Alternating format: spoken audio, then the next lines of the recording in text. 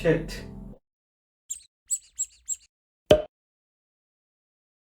ஒரு வழியாக அந்த பசிலை செஞ்சு முடித்தாச்சு.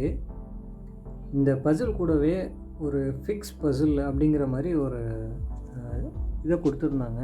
இது என்னன்னா, செஞ்சு முடித்ததை வந்துட்டு ஒரு 125 ml வாட்டரில் வந்து இதை பிரித்து இதை அதில் கொட்டி கலக்கிட்டு பேஸ்ட்டு மாதிரி ஆகிடும்.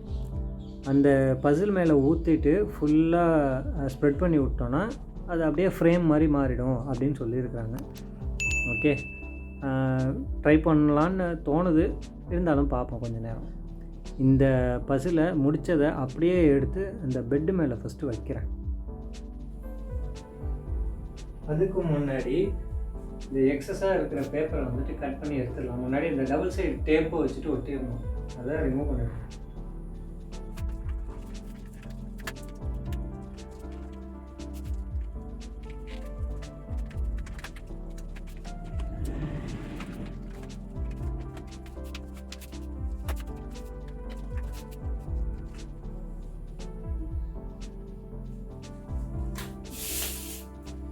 ஓகே, சக்ஸஸ்ஃபுல்லாக கம்ப்ளீட் பண்ணியாச்சு.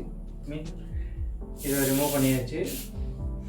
இது என்ன பண்ணுறோம், அப்படியே எடுத்து இந்த பெட்டில் வைப்போம். வாவ், பக்கமாக பிடிச்சிருக்கு.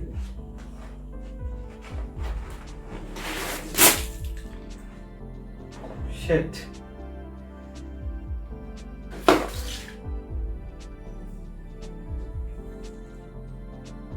இது அதுவாக உள்ள ஆனால் வேணும்னே போட்டேன்.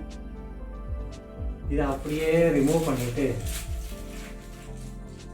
4 வருஷத்துக்கு முன்னாடி நான் கொண்டு வந்தப்போ என்னோடய மருமகளுங்க, அக்கா பிள்ளைங்க வந்து கேட்டாளுங்க, நான் யூஸ் பண்ண போகிறவங்கம்மா பிரித்து கொடு அப்படின்னு. இப்போ அவங்களுக்கு தான் இது, அவங்க யூஸ் பண்ணிக்கிட்டோம், என்ன வேணாலும் பண்ணிக்கிட்டோம். ஓகே, நெக்ஸ்ட் வீடியோவில் வேறு எதுவும் இன்ட்ரெஸ்டிங்காக போகும். பாய்.